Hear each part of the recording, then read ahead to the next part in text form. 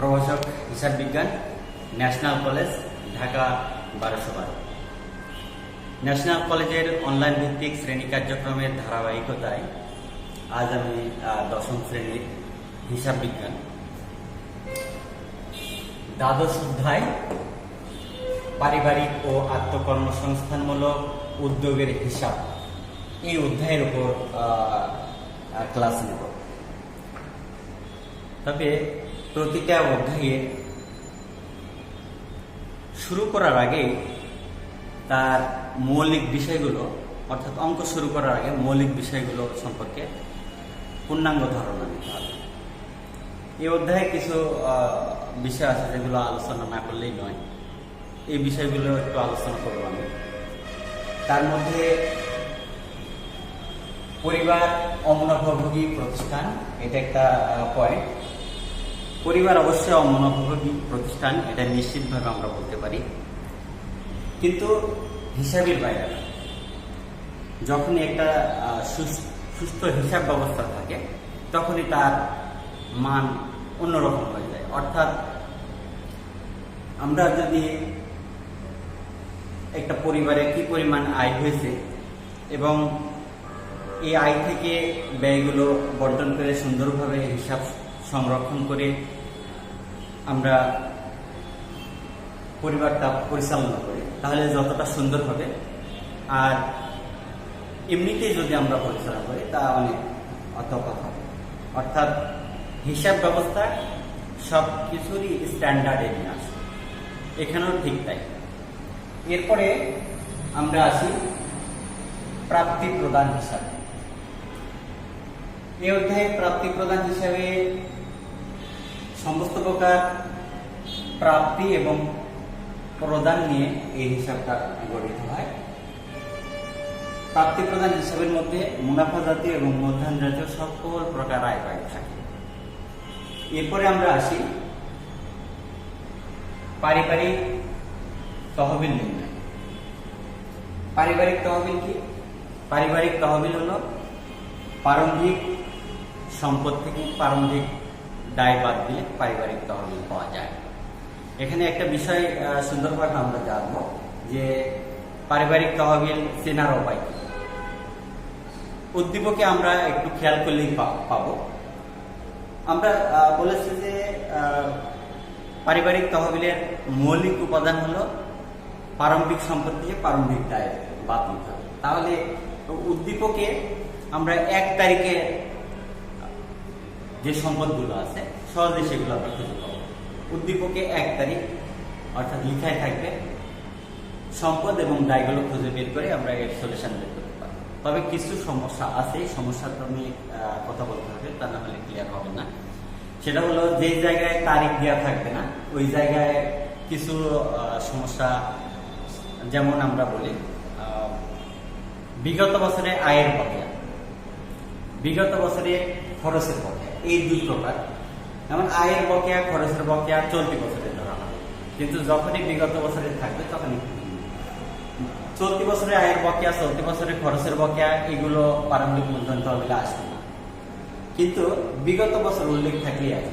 কারণ আমরা খুব সহজভাবে এখানে উল্লেখ করতে পারি বিগত বছরে খরচের বকেয়া। খরচের বকেয়া মানে দায় আমরা নিশ্চিতভাবে বলতে পারি, আর আয়ের বকেয়া মানে সম্পদ, এটা আমরা বলতে পারি। সুতরাং বিগত বছরে যখনই থাকবে তখনই এগুলো দায় এবং সম্পদে পরিণত হয়ে যায়। যেহেতু বিগত বছরে ছিল সুতরাং এই বছর প্রারম্ভিক হবে। যেমন বিগত বছরের ভাড়া বকেয়া 10,000 টাকা, তাহলে যখনই আমার কাছে কেউ পায় তখন সেটা দায়। যেহেতু বিগত বছর সুতরাং এই বছরে যখন আসবে তখন একটা প্রারম্ভিক দায় যাবে। সুতরাং প্রারম্ভিক মূলধন তহবিল নির্ণয় দায় পাশে যাবে। আবার আয়ের ক্ষেত্রে আমরা বলি, যেমন বেতন বকেয়া, অর্থাৎ বেতন থেকে যেটা আমরা অর্জন করি সেটা যদি বকেয়া থাকে বিগত বছরে, তাহলে আমরা একটা প্রারম্ভিক সম্পদ পাবো। কারণ আয়ের বকেয়া সম্পদ এই হিসাবে, তাহলে এই সম্পদ এবং দায় আমাদের 1 তারিখে লিখে থাকবে না, কিন্তু বিগত বছর উল্লেখ থাকলে সেটা প্রারম্ভিক মূলধন তহবিলে আসবে। ঠিক আছে? এরপরে আমরা আসি প্রারম্ভিক মূলধন তহবিল আসলো, এরপর আমরা অঙ্ক সলিউশন দেওয়ার সময় এটা নিশ্চিত করে প্র্যাকটিক্যালি পাবো, তখন আরো সুন্দর হবে। এরপরে আসি আয় ব্যয় বিবরণী। আয় ব্যয় বিবরণী কি থাকে? প্রাপ্তি প্রদান এবং সমন্বয় মিলে আয় ব্যয় বিবরণী তৈরি হয়ে থাকে। তাহলে প্রাপ্তি প্রদান হিসাব মূলধন এবং মুনাফা জাতীয় সব ধরনের থাকে। আয় ব্যয় হিসাবে আমরা যখন ট্রান্সফার করি তখন শুধুমাত্র মুনাফা জাতীয় আয় এবং মুনাফা জাতীয় ব্যয়টাই নিয়ে আমরা আয় ব্যয় বিবরণী তৈরি করে থাকি। এই হলো আয় ব্যয় বিবরণী থেকে আমাদের লাভ অথবা লস যে কোনো একটা আসবে। লাভ লস এখানে না থাকলেও আয়ের উদ্বৃত্ত ব্যয়ের খরচের উদ্বৃত্ত এগুলো আসবে আর কি। যাই হোক, এরপরে আসি আর্থিক অবস্থা বিবরণী। আর্থিক অবস্থা বিবরণী তো একটা খুব গুরুত্বপূর্ণ ফাংশন, যেখানে একটা যে কোনো প্রতিষ্ঠানের সার্বিক অবস্থা প্রদর্শন করে। এখানে পারিবারিক হলেও পারিবারিক সার্বিক অবস্থা প্রদর্শন করবে। সার্বিক অবস্থাটা কিভাবে প্রদর্শন করবে?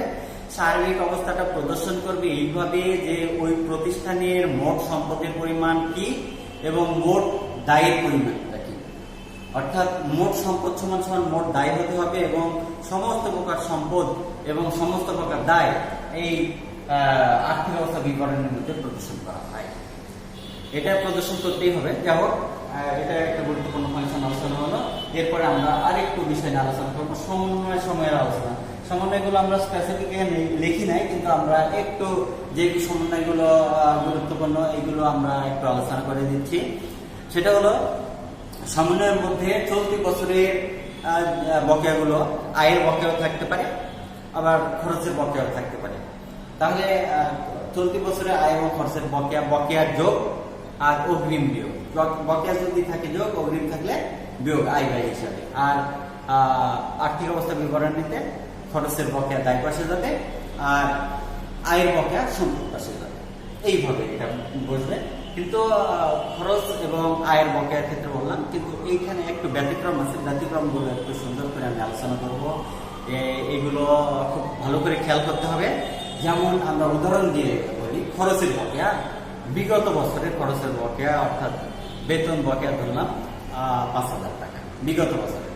সেক্ষেত্রে কিন্তু চলতি বছরে যেমনটা বসে তার সম্পূর্ণ ব্যতিক্রম। ওই জায়গাতেই কিন্তু পৃথক, ওইটাই তোমাকে বুঝতে হবে। অর্থাৎ তোমাদের বুঝতে হবে যে ওই জায়গাটা আসলে পার্থক্য কোন জায়গায়। যেমন চলতি বছরে আমরা বলেছি আয় ব্যয় হিসাবে আর্থিক অবস্থা বিবরণী দিতে হবে, কিন্তু বিগত বছরের খরচ এবং আয়ের বকেয়া যদি থাকে তাহলে আয় ব্যয় হিসাবে যাবে না। ওটা যাবে হলো প্রারম্ভিক মূলধন তহবিল নির্ণয় এবং আর্থিক অবস্থা বিবরণী। পার্থক্য এরপরে আমরা একটা একটা করে উদাহরণ দিই। যেমন বলা বিগত বছরের বেতন বকেয়া 500 টাকা, তাহলে খরচের বকেয়া দায় প্রারম্ভিক মূলধন তহবিল নির্ণয়ের দায় পাশে যাবে এবং আর্থিক অবস্থা বিবরণীর দায় পাশে যাবে। আয়ের বকেয়া যেমন বেতন থেকে আয়, যেটা এখানে যদি বকেয়া থাকে 500 টাকা তাহলে বিগত বছরে, তাহলে আমাদের আয়ের বকেয়া সম্পদ, সুতরাং প্রারম্ভিক মূলধন তহবিল নির্ণয়ের সম্পদ পাশে যাবে এবং আর্থিক অবস্থা বিবরণের সম্পদ পাশে। ক্লিয়ার আমার সমন্বয়গুলো? অর্থাৎ যে সমন্বয়গুলো একটু কঠিন টাইপের এগুলো আমি আলোচনা করে দিয়েছি। তাহলে আমরা থিওরি মোটামুটি এইগুলোই। এরপরেও কোনো প্রশ্ন থাকলে তো অবশ্যই আমি আসি। এরপরে আমরা উদ্দীপকে যাব। উদ্দীপকটা আমি লিখেছি বইয়ের আলোকে এবং বোর্ডের প্রশ্নের আলোকে। একটা প্রশ্ন আমি তৈরি করেছি এবং ওই প্রশ্ন থেকে সলিউশন দিব, যেন পুরো বিষয়টা একটার মধ্যে উঠে আসে। অন্য সময় আমি ক্লাস নিয়েছিলাম, সুতরাং এই একটার মধ্যে এই চ্যাপ্টারটা ক্লিয়ার হয়ে যাবে আশা করি ইনশাল্লাহ। এরপরে আমরা অন্য চ্যাপ্টারে যেতে পারবো। তো প্রশ্নটা আমরা একটু আগে পড়ে নিই, তোমরা সুন্দরভাবে খেয়াল করবে। এখানে বলা আছে যে 2017 সালের 1 জানুয়ারি তারিখে ডাক্তার মাহাদির পারিবারিক অবস্থা নিম্নরূপ: বাড়িঘর 10 লক্ষ টাকা, আসবাবপত্র 90,000 টাকা, বিনিয়োগ 10,000 টাকা, গহনাপত্র 80,000 টাকা, হাতে নগদ 6,000 টাকা এবং ব্যাংক ঋণ 6,000 টাকা। এরপরে বলা হয়েছে প্রাপ্তি প্রদান হিসাব 2017 সালের 31 ডিসেম্বর তারিখের। প্রাপ্তি পাশে আছে হাতে নগদ আছে 6,000, বেতন 3,63,000, বিনিয়োগের সুদ 1,500 টাকা, রোগী দেখে প্রাপ্তি 1,20,000। প্রদান পাশে আছে খাদ্য সামগ্রী ক্রয় 60,000, দৈনন্দিন বাজার 1,20,000, টেলিভিশন ক্রয় 23,000, খবরের কাগজ 3,500, শিক্ষা খরচ 28,000, গ্যাস পানি বিদ্যুৎ 21,000, ব্যাংকে স্থায়ী আমানত 2,25,000, ব্যাংক ঋণ পরিশোধ 3,000, সমাপনী হাতে নগদ 7,000।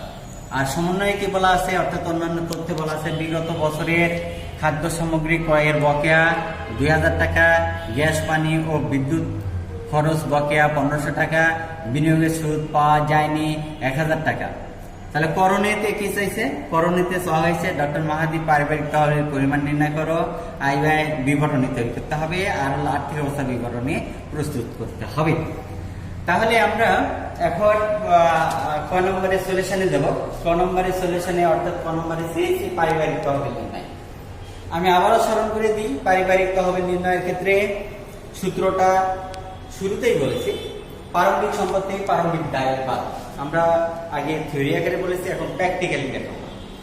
তাহলে ক নম্বরে অ্যান্সারে বলা হয়েছে যে ডক্টর মাহাদির পারিবারিক তহবিল পরিমাণ নির্ণয় কর। এক্ষেত্রে আমরা প্রারম্ভিক সম্পদগুলো উদ্দীপক থেকে বাছাই করে নিয়ে এসে সম্পদ পাশে বসাবো এবং প্রারম্ভিক দায়গুলো নিয়ে এসে দায় পাশে বসে বিয়োগ করলে আমাদের ব্যালেন্স অর্থাৎ পারিবারিক তহবিল পেয়ে যাবো।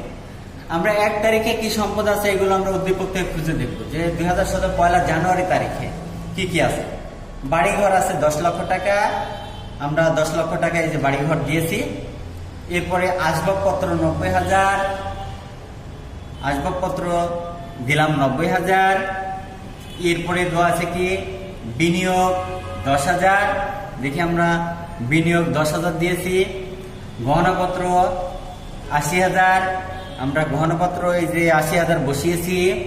এরপরে হাতে নগদ 6,000, এই যে 1 তারিখে এখানেও 6,000 আছে, তাহলে আমরা হাতে নগদ 6,000 টাকা বসিয়েছি। এরপরে 1 তারিখে আর তথ্য কি আছে, ব্যাংক ঋণ আছে, ব্যাংক ঋণ আমার দায় পাশে যাবে, দায় পাশে আমরা বসিয়েছি ব্যাংক ঋণ 6,000 টাকা। এরপরে আমরা দেখি আমাদের 1 তারিখের তথ্য এখানে যা দেওয়া আছে আমরা ক্লিয়ারলি সবগুলো বসিয়েছি, অর্থাৎ উদ্দীপকের ঘরের মধ্যে আর কোনো 1 তারিখের তথ্য আছে কিনা, এই পাশে কোনো তথ্য নেই, এই পাশে হাতে নগদ এটাও আমরা বসিয়েছি। সুতরাং আর কোনো তথ্য আমরা উদ্দীপকের অর্থাৎ সমন্বয়ের উপরে আর কোনো তথ্য 1 তারিখে নেই। এখন আমরা সমন্বয় থেকে খুঁজবো 1 তারিখের কোনো তথ্য আছে কিনা। আমরা শুরুতেই বলেছিলাম বিগত বছরের আয় এবং খরচের বকেয়া যদি থাকে তাহলে এটাই 1 তারিখের তথ্য। তাহলে আমরা একটা একটা করে খুঁজে বের করবো। বিগত বছরের 1 নম্বরে দেওয়া আছে বিগত বছরের খাদ্য সামগ্রী ক্রয়ের বকেয়া 2,000 টাকা, খরচের বকেয়া, তাহলে এটা দায় পাশে যাবে যেহেতু বিগত বছরের। তাহলে আমরা এখানে দায় পাশে বসে দেব বিগত বছরের বকেয়া খাদ্য সামগ্রী 2,000 টাকা এখানে বসাই দিলাম। এরপরে গ্যাস পানি ও বিদ্যুৎ খরচ বকেয়া 1,500 টাকা, এটা যেহেতু বিগত বছর উল্লেখ নেই সুতরাং এটা চলতি বছরটা এখানে প্রারম্ভিক মূলধন তহবিল নির্ণয় আসবে না, আমি শুরুতেই বক্তব্যে দিয়েছিলাম। এরপরে দেখি 3 নম্বরে বলছে কি বিনিয়োগের সুদ পাওয়া যায়নি 1,000 টাকা, বিগত বছর উল্লেখ নেই সুতরাং এটাও চলতি বছরের, সুতরাং এটাও আসবে না। আমাদের উদ্দীপক পুরোটাই পড়া শেষ, এখানে কোনো ধরনের আইটেম 1 তারিখে আর আমরা পাচ্ছি না, সুতরাং এটার মোট সম্পদ থেকে মোট দায় বাদ দিয়ে আমরা সমাপনীটা পেয়ে যাবো, অর্থাৎ পারিবারিক তহবিল পেয়ে যাব। এখানে সম্পদ পাশে আমরা কি কি পেয়েছি, বাড়িঘর পেয়েছি, আসবাবপত্র পেয়েছি, বিনিয়োগ, গহনাপত্র, হাতে নগদ সব মিলে 11,83,000 মোট প্রারম্ভিক সম্পদ পেয়েছি। এর থেকে আমরা প্রারম্ভিক দায় পেয়েছি ব্যাংক ঋণ এবং বিগত বছর বকেয়া খাদ্য সামগ্রী এখানে 2,000 অর্থাৎ 8,000, মোট 11,83,000 থেকে 8,000 বাদ দিলে পারিবারিক তহবিল পাবো 11,78,500 টাকা। এটাই হলো পারিবারিক তহবিল নির্ণয়। যাই হোক, আশা করি সুন্দর বোঝার কথা। এরপরে আমরা যাব খ নম্বরে চেয়েছে হলো আয় ব্যয় বিবরণী। আয় ব্যয় বিবরণীতে আমরা নিশ্চয়ই বলেছি উদ্দীপক থেকে এবং সমন্বয় মিলে মুনাফা জাতীয় আয় এবং মুনাফা জাতীয় ব্যয় নিয়ে আয় ব্যয় বিবরণী তৈরি হবে। আয় ব্যয় বিবরণীর উপরে আয়গুলো বসাবো এবং আয়ের সমষ্টি থেকে ব্যয়গুলো বাদ দিলেই আমরা রেজাল্ট পেয়ে যাব। সুতরাং আমরা উদ্দীপক থেকে আয়গুলো নিয়ে নেব আগে। তাহলে এখানে আয় কি আছে, আমরা 1 তারিখের তথ্যের মধ্যে সম্পদ এবং দায় আছে, সুতরাং এখানে আয় ব্যয় থাকার কোনো প্রশ্নই ওঠে না। তাহলে ঘরের মধ্যে আছে, প্রাপ্তির মধ্যে আয় থাকতে পারে, প্রদানের মধ্যে ব্যয় থাকতে পারে। যেহেতু আমরা আগে আয়গুলো খুঁজবো, সুতরাং প্রাপ্তির দিকে খুঁজবো। হাতে নগদ, এটা সম্পদ, এখানে থাকার প্রশ্নই ওঠে না। এরপরে বেতন আছে 3,63,000 আয় নিশ্চিত করে ডক্টর মাহাদির এটা আয় বেতন, অর্থাৎ বেতন আয় আমরা আয় পাশে আয় সমূহের আইটেমে বসা দেব। বেতন 3,63,000 টাকা, 3,63,000 আয় পাশে বসিয়েছি। এরপরে আরো আয়গুলো আমরা খুঁজে বের করব। এখানে বেতন বসিয়েছি, বিনিয়োগের সুদ আছে 1,500 টাকা, তাহলে এটাও একটা আয় আমরা বসাই দেব। বিনিয়োগের সুদ বকে আছে কিনা এটা দেখতে পারলে আরেকটু ভালো হয়, তাহলে আমরা একসাথে সমন্বয়টা করতে পারবো। আমরা এখানে দেখেছিলাম 3 নম্বরে বিনিয়োগের সুদ পাওয়া যায়নি 1,000 টাকা, অর্থাৎ আমার বিনিয়োগের বকেয়া প্লাস হলো বিনিয়োগের সুদ একসাথে আমরা বসিয়ে দিব আয়ের ক্ষেত্রে। এখানে বিনিয়োগের সুদ আছে 1,500 টাকা এবং বকেয়া আছে 1,000 টাকা, সব মিলে এই 2,500 টাকা আমরা বসিয়ে দিলাম। আয় 500 দুইটা আইটেম আমরা পুরা করেছি। এরপরে রোগী দেখে প্রাপ্তি 1,20,000, এটাও আমাদের নিশ্চিত করে আয়, এবং আমরা আয় পাশে দিয়ে দেবো এই যে রোগী দেখে প্রাপ্তি 1,20,000। আমাদের এইখানে যে আয়গুলো আছে আমরা বসিয়েছি।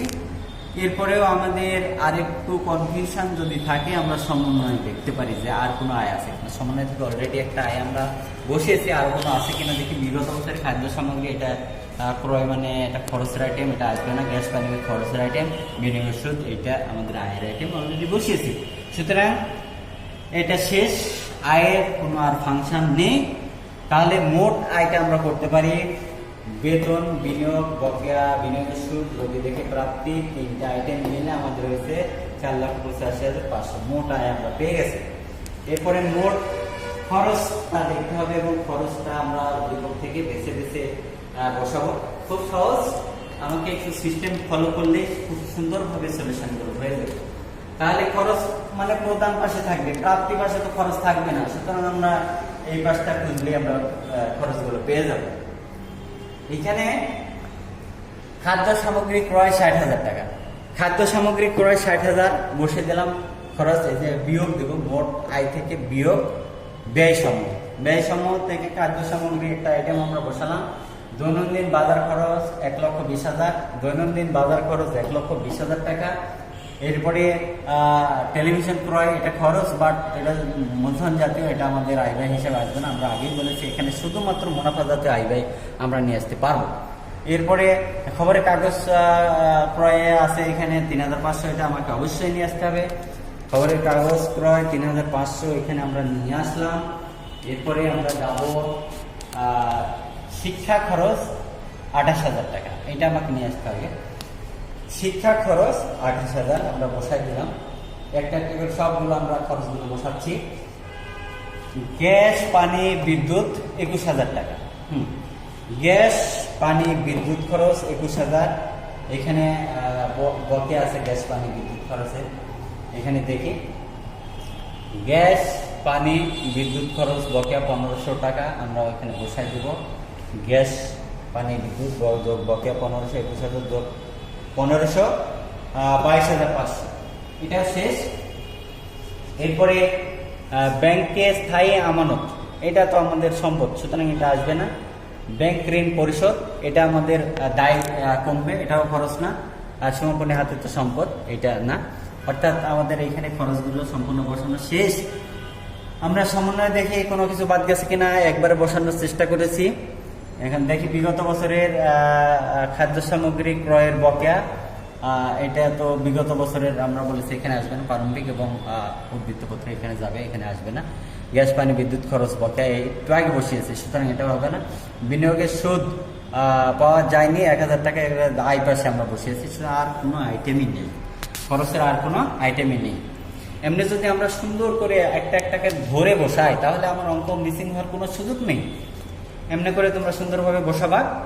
এরপরে আমরা আসি, অর্থাৎ মোট আয় আমরা পেয়েছিলাম 4,85,500, আর ব্যয়গুলো আমরা যোগফল করবো। আমরা ব্যয়ের আইটেম পেয়েছি 1, 2, 3, 4, 5টা আইটেম পেয়েছি। 5টা আইটেমের যোগফল আসে 2,34,000, তাহলে মোট আয় হয়েছিল 4,85,500 টাকা। 4,85,500 থেকে 2,34,000 যদি আমরা বিয়োগ দিই, তাহলে 2,51,500 আমরা আয়ের উদ্বৃত্ত পাবো। অর্থাৎ রেজাল্ট আমরা পেয়ে গেছি, আয় ব্যয় বিবরণী থেকে আয়ের উদ্বৃত্ত পেয়েছি 2,51,500 টাকা। এটাই হলো আয় ব্যয় বিবরণীর রেজাল্ট এবং খ নম্বরের অ্যান্সার আমাদের শেষ। আয় ব্যয় বিবরণীর সলিউশন শেষ। এরপরে আমরা যাব আর্থিক অবস্থা বিবরণী প্রস্তুতি। আর্থিক অবস্থা বিবরণীতে আগেই বলেছি সম্পদ সমূহের সমষ্টি এবং দায় সমূহের সমষ্টি মিলে আর্থিক অবস্থা বিবরণী হবে। তাহলে আর্থিক অবস্থা বিবরণী আমরা এখানে ছকটা দেখাইনি যে আর্থিক অবস্থা বিবরণী হলো এখানে পুরো হেডলাইন দিয়ে রাখা আছে। এরপরে আমরা এখানে সম্পদগুলো কিভাবে বসলো সুন্দরভাবে আমরা বুঝিয়ে দেব এবং দায়গুলো কিভাবে বসেছে আমরা সুন্দরভাবে উদ্দীপক থেকে বুঝিয়ে দেব। ঠিক আছে, তাহলে এখন আমরা আসি উদ্দীপকে।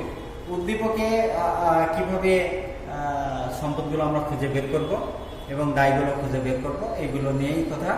তাহলে আসি উদ্দীপকে। উদ্দীপকে আমরা নিশ্চয় করে জানি যে পুরা উদ্দীপক মিলেই সম্পদগুলো থাকতে পারে, সুতরাং শুরু থেকে আমরা দেখব। আমরা নিশ্চয় করে জানি যে 2017 সালে 1 জানুয়ারি তারিখে যে সম্পদগুলো ছিল এবং দায়গুলো ছিল, এগুলো যদি আমরা পরিশোধ না করি অর্থাৎ এবং বিক্রি না করি, তাহলে এগুলোই সরাসরি বসবে। আর যদি বিক্রি করে এগুলো মাইনাস হয়ে বসবে। আমাদের তথ্য জানাই আছে যে বাড়িঘর 10 লক্ষ টাকা, আসবাবপত্র 90,000 টাকা, বিনিয়োগ 10,000 টাকা, গহনাপত্র 80,000 টাকা, হাতে নগদ 6,000। হাতে নগদটা চেঞ্জ হতে পারে, আমরা এই কটা চেঞ্জ হয়নি নিশ্চয়ই করে আমরা বলতে পারি। বাড়িঘর 10 লক্ষ, আসবাবপত্র 90,000, বিনিয়োগ 10,000, গহনাপত্র 80,000। 1, 2, 3, 4টা আইটেমের কোনো চেঞ্জ হয় নাই, অর্থাৎ সমন্বয় আগে পড়েছে যে এগুলো কোনো চেঞ্জ হয় নাই। এই সম্পদগুলো সুতরাং সম্পদ পাশে যথারীতি বসে যাবে।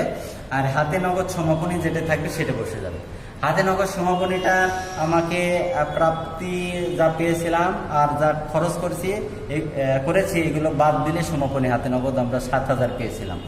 যদি এখানে একটা হাতে নগদ দেওয়া আছে, এটা হবে না, হবে হলে এইখানে যে সমাপনী এইটা বসবে। অর্থাৎ সমাপনী হাতে নগদ এবং এখানে যে কটা আমরা সম্পদ পেলাম 1, 2, 3, 4টা, এগুলো আগে আমরা বসিয়ে নিই আর্থিক বিবরণীতে সম্পদ সময়ে। এখানে নগদ 7,000 আমরা বসালাম। এরপরে বকেয়া বিনিয়োগ শুধু একটু পরে আমরা বলছি।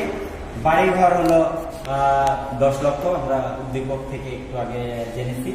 আসবাবপত্র 90,000, বিনিয়োগ 10,000, গহনাপত্র 80,000। এই কয়টা আমরা 1 তারিখে সরাসরি পেয়েছি।